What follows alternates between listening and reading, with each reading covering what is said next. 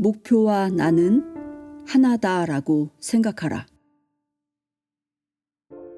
간단한 방법으로 여러분의 성적을 올릴 수 있는지 실험해 볼까요? 퀸스 대학의 케네스 파커 박사는 어느 날 자신이 가르치는 학생 60명에게 이런 제안을 했다. 학생들은 솔깃했다. 그래서 파커 박사는 일주일에 3차례씩 학생들에게 순간 노출기를 보여주었다. 순간 노출기란 두뇌는 인식하지 못하도록 하되 잠재의식만 인식하도록 하는 장치다. 보통 컴퓨터 스크린에 간단한 메시지가 담긴 글자를 1000분의 몇 초 정도씩 재빨리 보여준다. 학생들은 세 그룹으로 나뉘어 다음과 같은 메시지를 보았다. 그룹 1은 엄마와 나는 하나다 라는 문장을 보았고, 그룹 2는 교수와 나는 하나다 라는 문장, 또 그룹 3은 별 의미 없는 메시지 라는 문장을 보았다. 한 학기가 끝날 때쯤 세 그룹의 성적을 비교해 보았더니 다음과 같은 결과가 나왔다. 그룹 1은 A, 그룹 2는 B, 그룹 3은 C가 나왔다. 엄마와 나는 하나다 라는 메시지를 주입받은 학생들이 왜 가장 좋은 성적을 받았을까? 그것은 가장 깊은 사랑을 느꼈기 때문이다. 사랑은 사람의 마음을 활짝 열어준다. 활짝 열린 마음으로 공부를 하니 머리에 쏙쏙 들어올 수밖에 없다. 교수와 나는 하나다라고 생각해도 성적이 오른다. 그렇게 생각하는 것만으로 교수의 머리에 든 정보를 어느 정도 읽을 수 있기 때문이다. 그러면 공부하는 과목과 나는 하나다라고 생각하면 어떨까? 알래스카 대학의 테리 마하니 교수는 성적 부진으로 극심한 스트레스를 받던 한 학생에게 수학과 나는 하나다, 서양 문화사와 나는 하나다 라고 반복적으로 생각해 보도록 했다. 그 결과 평소 학점이 C나 D로 가득했던 그 학생의 성적은 A 또는 B 학점으로 껑충 뛰어올랐다. 이렇게 나는 목표와 하나다 라고 생각하면 실제로 나의 범위가 넓어져 목표 달성이 앞당겨진다. 가난한 농부의 아들로 태어나 우리나라 최대 그룹을 일궈냈던 고 정주영 회장은 평소 이런 말을 했다. 나는 무슨 일이든 그냥 한 적이 없다. 난 모든 일에 목숨을 걸고 했다. 어떤 일에 목숨을 건다는 건 그 일을 자신과 하나로 생각한다는 말이다. 일과 자신 사이에 어떤 간격도 존재하지 않는다. 정주영 회장에 대한 널리 알려진 일화가 있다. 1975년 여름 어느 날 박정희 대통령이 정주영 회장을 청와대로 급히 불렀다. 석유 파동으로 지금 중동 국가들은 달러를 주체 못합니다. 여러 나라의 건설 참여를 요청했지만 워낙 열사의 땅이라 선진국들도 선뜻 나서지 못해요. 제가 오늘 당장 현지로 가겠습니다. 정주영 회장은 닷새 만에 다시 청와대에 들어가 대통령을 만났다. 지성이면 감천이라더니 하늘이 우리나라를 돕는 것 같습니다. 무슨 얘기요? 중동은 이 세상에서 건설공사하기에 제일 좋은 지역입니다. 뭐요? 1년 12달 비가 오지 않으니 1년 내내 공사를 할 수 있고요. 모래와 자갈은 어떡하고? 건설에 필요한 모래와 자갈은 현장에 지천으로 깔렸습니다. 그럼 50도나 되는 더위는? 천막을 치고 낮에 자고 밤에 일하면 됩니다. 정주영 회장의 말대로 한국 사람들은 낮에 자고 밤에 횃불을 들고 일했다. 세계가 놀랐다. 달러가 부족했던 그 시절 30만 명의 일꾼들이 중동으로 몰려나갔고 보잉 747 특별기 편으로 달러를 싣고 들어왔다. 정주영 회장은 정말 목숨을 걸고 그 일에 달려들었다. 이렇게 일과 하나가 되면 자연히 일과 나 사이의 모든 벽이 사라지고 그 일에 관한 모든 정보를 속속들이 파악하게 된다. 만일 여전히 벽이 존재한다면 그건 진심으로 일과 하나가 된 것이 아니다. 우리나라를 철강 대국으로 이끈 포스코의 고 박태준 명예회장도 제철소 첫 삽을 뜬 뒤 직원들에게 다음과 같이 호소했다. 실패하면 조상에게 죄를 짓는 것입니다. 우리 목숨 걸고 일합시다. 실패하면 우리 모두 우양우해서 영일만 바다에 빠져 죽을 각오를 합시다. 할 수 있겠습니까? 목숨을 건다는 말에는 혼이 담겨 있다. 일과 진심으로 하나가 되기 때문에 그 일과 떨어지는 순간 아픔을 느낀다. 마치 이 세상에서 가장 사랑하는 사람과 헤어질 때처럼 말이다. 몰입 전문가인 황농문 서울대 교수는 어떤 한 가지 일에 몰입할 때면 주말이 두려웠다고 한다. 몰입 중인 일과 떨어지는 게 고통스러웠기 때문이다. 발명왕 에디슨은 발명품 연구와 떨어지는 걸 몹시 힘들어했다. 그래서 연구실에 간이 침대를 가져다 놓고 거기서 먹고 자며 연구에 골몰했다. 만찬 행사가 있을 때는 뒷문을 통해 몰래 도망치곤 했다는 유명한 일화도 있다. 그는 심지어 자신의 청력 상실도 축복이라고 여겼다. 자질구레한 바깥 세상에 귀를 닫고 오로지 발명에 몰입할 수 있었기 때문이다.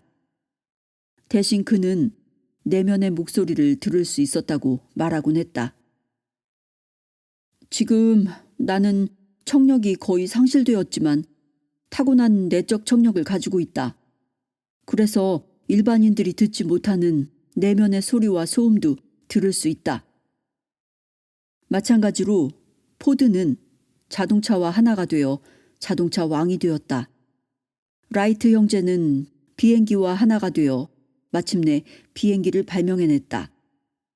아인슈타인은 과학과 하나가 되어 천재 과학자가 되었다. 이렇게 모든 생각을 텅 비운 채 일과 하나가 되면 그 일에 관한 모든 정보가 훤히 보인다. 그래서 남들이 보지 못하는 것을 보게 되고 남들이 생각하지 못하는 걸 생각해내게 된다. 에디슨은 우리가 일과 진심으로 하나가 되지 못하는 이유가 한꺼번에 여러 가지 일을 하기 때문이라고 지적한 바 있다. 누구나 매일같이 뭔가를 한다. 아침 7시에 일어나 밤 11시에 잠자리에 든다면 16시간을 일하는 것이다.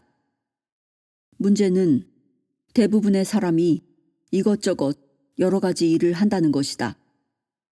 나는 단 한 가지 일에만 집중한다. 만일 한 가지 일에 열중할 수만 있다면 누구나 성공할 것이다. 다만 열중할 수 있는 그 한 가지 일을 발견하지 못하고 그 일과 하나가 되지 못한다는 사실이 문제다. 에디슨의 말이다. 나를 열면 남의 천재성도 빌릴 수 있다. 전 세계의 불치병 환자들이 매년 브라질 중부의 한 작은 마을을 찾아간다. 이 마을을 찾는 사람은 하루에도 1000명이 넘는다. 불치병을 고쳐주는 사람은 놀랍게도 의사가 아니다. 신의 요한이라고 불리는 70세의 남자다. 그는 지난 30년간 많은 사람들의 병을 치료비를 받지 않고 고쳐주었다. 환자를 보는 순간 그는 즉각 무슨 병인지 알아낸다.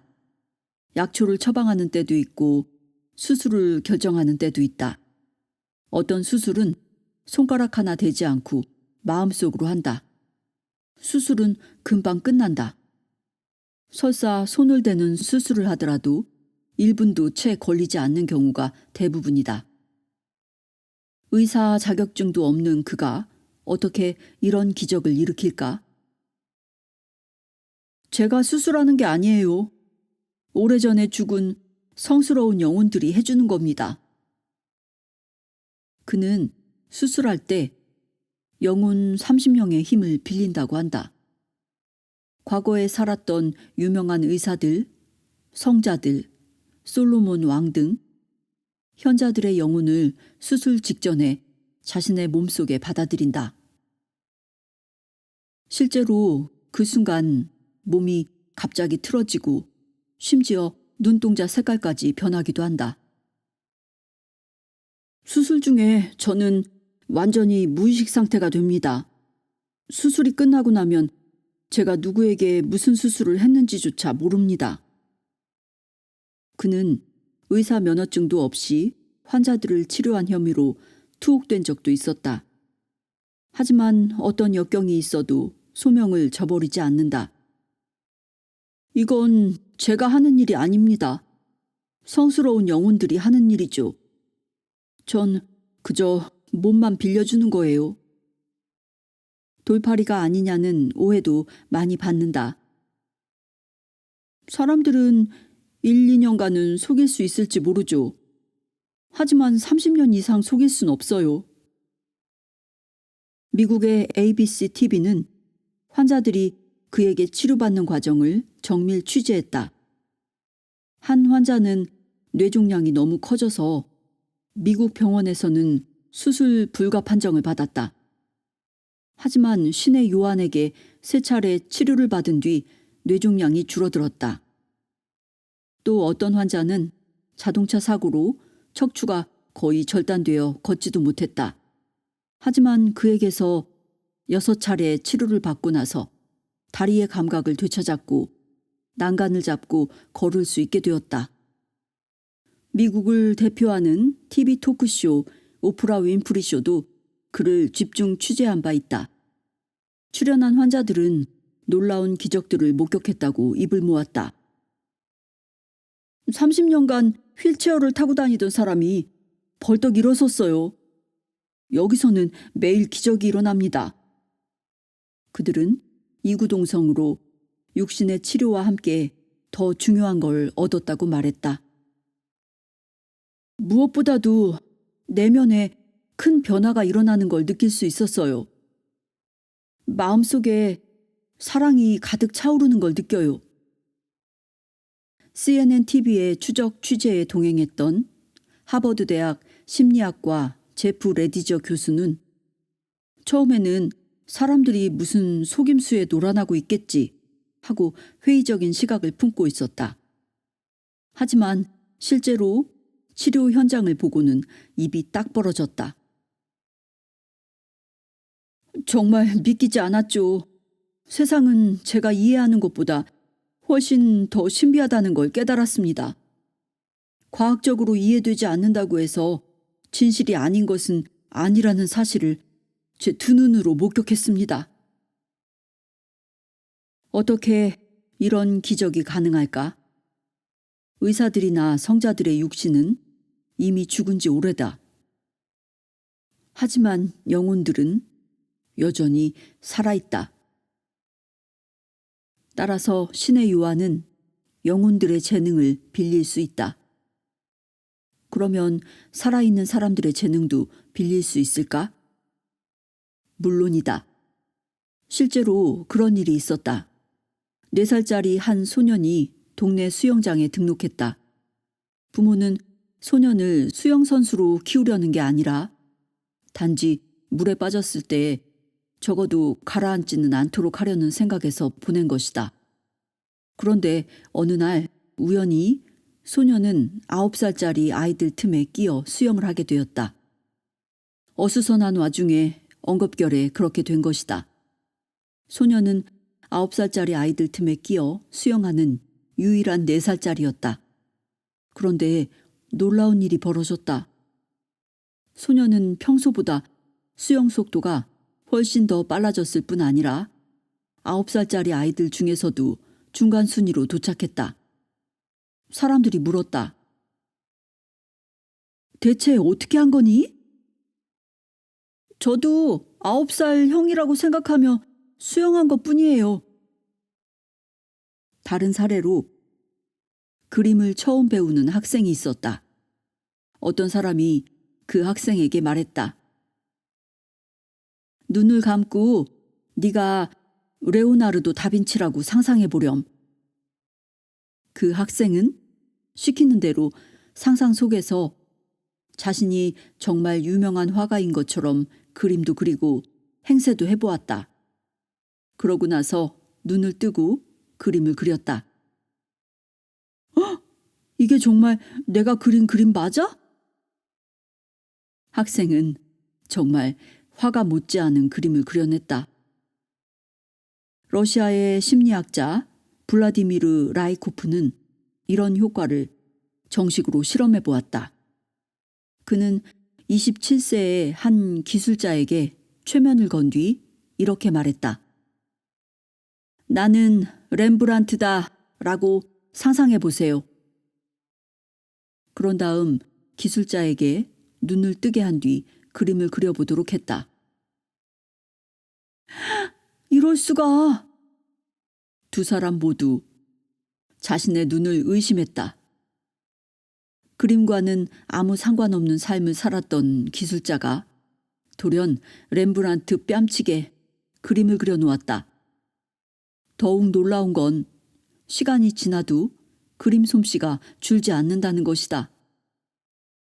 이처럼 자신이 이미 오래전에 죽은 천재라고 상상하면 실제로 그 천재성이 자신에게 나타나는 현상을 라이코프 효과라고 한다. 라이코프 박사는 이런 방법으로 지금까지 4,000명이 넘는 평범한 사람들을 천재적인 음악가, 화가, 디자이너, 스포츠 챔피언 등으로 길러냈다. 이 방법이 왜 효과가 있을까? 이유는 똑같다.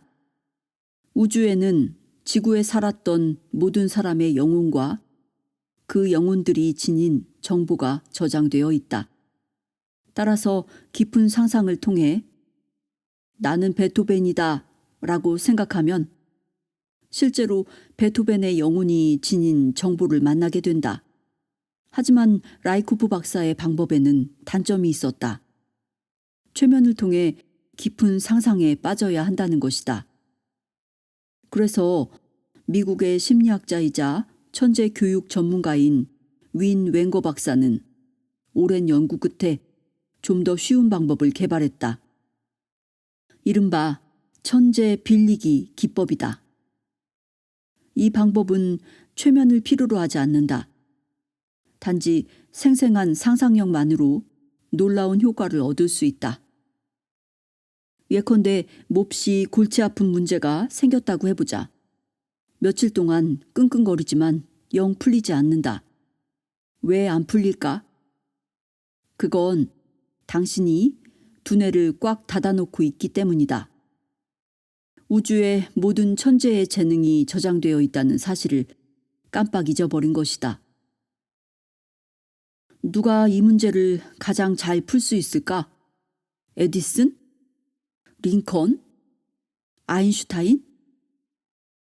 만약 당신이 아인슈타인을 선택했다면 이제 그의 영혼과 만나 그가 가진 모든 지혜를 빌려 문제를 풀면 된다. 1. 눈을 감고 몇 분간 조용히 당신의 호흡이 드나드는 걸 느껴본다. 서서히 잡념이 가라앉으면 이제 너무나 아름다운 정원 한가운데 서 있다고 상상한다. 오감을 활짝 열어놓고 정원의 아름다움을 감상한다. 식물들은 어떤 색깔과 모양을 갖고 있는가? 어떤 향기가 풍겨나오는가? 어떤 소리가 들리는가? 2. 아인슈타인이 미소를 머금은 채 정원에 들어온다. 정원을 생생히 상상한 것처럼 이번에는 아인슈타인의 모습을 생생히 그려본다. 그의 표정은 어떤가? 어떤 옷을 입고 있는가? 말씨와 몸짓은 어떤가? 3. 아인슈타인이 당신과 가벼운 인사를 나눈 뒤 슬며시 등을 돌린다. 내 머릿속으로 들어와 보시죠. 라는 제스처다. 당신은 그의 몸속으로 뚜벅뚜벅 걸어 들어간다.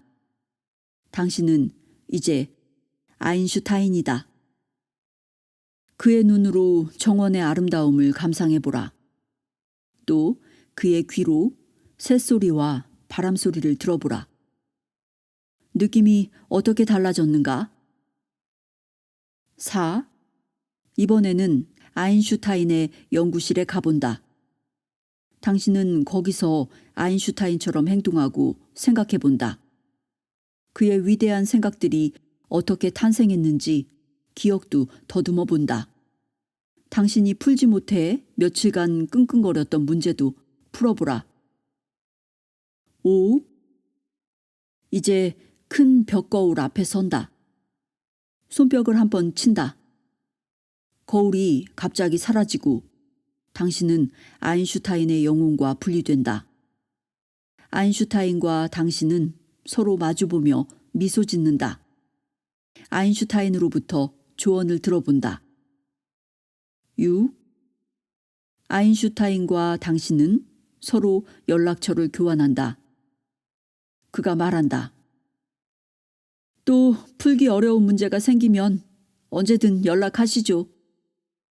당신은 언제든지 아인슈타인의 머리를 빌릴 수 있다는 걸 깨달으며 눈을 뜬다. 아인슈타인의 머릿속에 들어가는 이유는 실제로 그의 머리로 생각하기 위해서다. 그런 상상이 생생하고 깊어질수록 효과는 그만큼 커진다. 미국의 프랭클린 루즈벨트 대통령은 평소 해결하기 어려운 문제가 생길 때마다 이렇게 생각했다고 한다. 링컨 대통령이라면 이 문제를 어떻게 풀었을까? 그는 이렇게 간단한 생각의 변화만으로 큰 영감을 얻곤 했다. 제2차 세계대전의 영웅이었던 조지 패튼 장군은 전쟁터에 나갈 때마다 자신이 카르타고의 명장 한니발과 로마의 카이사르의 화신이었다고 믿었다. 이 모두가 이미 오래전에 사망한 위인들의 영혼을 빌린다는 원리를 이용한 것이다. 더욱 가볍게 상상해도 효과가 있다. 예를 들어 대학생들이 시험을 치기 전에 난 교수다 라고 5분만 상상해도 실제로 점수가 오른다. 또 외국어를 못하는 사람이 난 외국인이다 라고 상상해도 평소보다 정말 잘하게 된다. 이는 심리학자들의 실험으로 입증된 사실이다. 상상이 깊지 않으면 그 효과가 작을 뿐 효과가 아예 없는 것은 아니다. 이처럼 나는 닫혀 있지 않고 열려 있다. 나를 열고 예수나 부처를 받아들이면 예수나 부처가 되고 천재나 성자를 받아들이면 천재나 성자가 된다. 내가 상상할 수 있는 그 누구라도 받아들일 수 있다. 누구든지 깨달음을 얻는 자는 부처가 될 수 있다. 누구든지 하느님의 말씀을 받는 자는 신이 될 수 있다. 이러한 가르침들도 닫힌 나를 열라는 메시지를 담고 있다. 모든 답도 우주에 들어있다. 자나깨나 어떻게 하면 바느질을 자동화할 수 있을까 고민하는 남자가 있었다. 벌써 몇 달째였다. 그러던 어느 날 그는 책상에서 깜빡 잠이 들었다. 잠속에서 무시무시한 꿈을 꾸었다. 아프리카를 여행하다가 범감장다리 같은 식인종들에게 붙잡힌 것이다. 식인종들은 그를 큰 가마솥에 집어넣으며 뇌까렸다. 아이고, 그놈 참 통통하기도 하지. 끓는 물에 푹 삶아 약빈하게 먹어보자. 물이 끓어오르기 시작하자 그는 젖먹던 힘을 다해 기어나왔다. 하지만 식인종들은 눈을 지릅뜨고 날카로운 창끝으로 그를 도로 가마솥에 밀어넣었다. 물은 더욱 펄펄 끓어올랐다. 그는 다시 사력을 다해 가마솥 위로 기어올랐다. 식인종들은 또 창끝으로 밀어넣었다. 으아! 나 죽어! 그는 절절 끓는 물 가운데로 풍덩 떨어지면서 잠에서 깼다. 등에는 식은땀이 흠뻑 배어 있었다. 하지만 그 와중에도 건진 게 하나 있었다. 꿈에 본 식인종들이 들고 있던 창끝이 생생하게 떠오른 것이다. 식인종들이 쓰던 뾰족한 창끝에는 작은 구멍이 선명하게 뚫려 있었다. 마치 긴 바늘처럼. 그는 쾌재를 불렀다. 옳거니 긴 바늘 끝에 구멍을 뚫으면 되겠군. 그는 꿈에서 본 대로 바늘의 뾰족한 끝에 구멍을 뚫었다. 그것이 돌파구였다. 드디어 밑실과 윗실을 서로 올가매는 재봉틀이 탄생했다.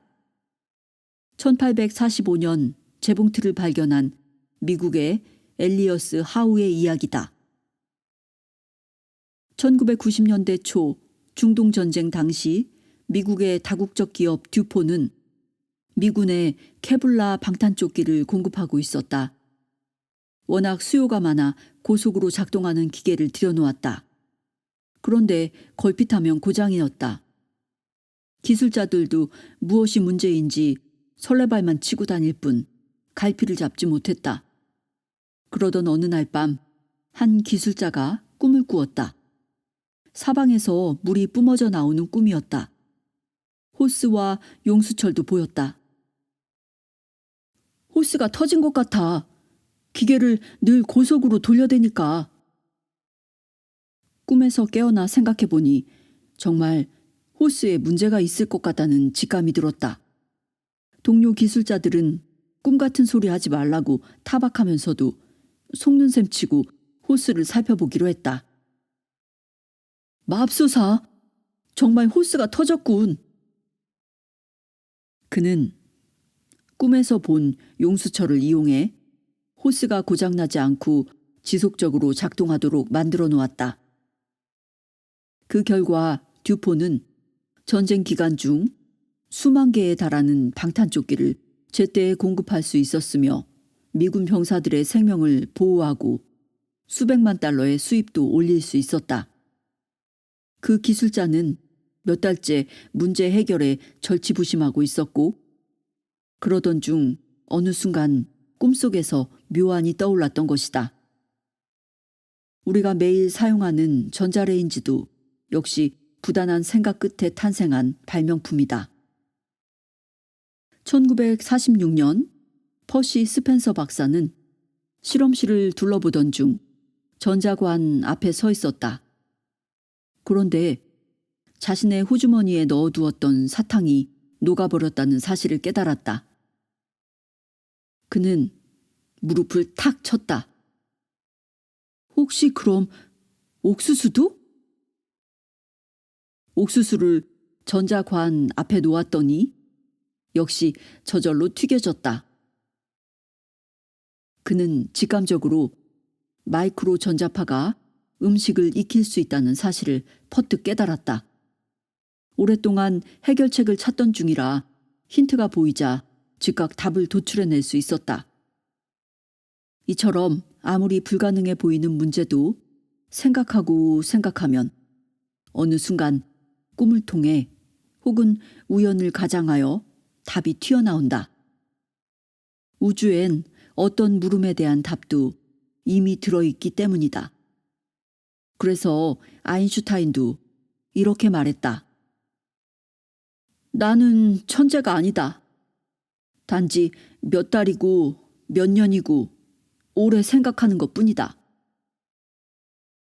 생각이 깊어지면 어느 순간 한 차원 높은 세계에 들어가게 되고 그 속에서 원하던 답이 저절로 굴러나온다.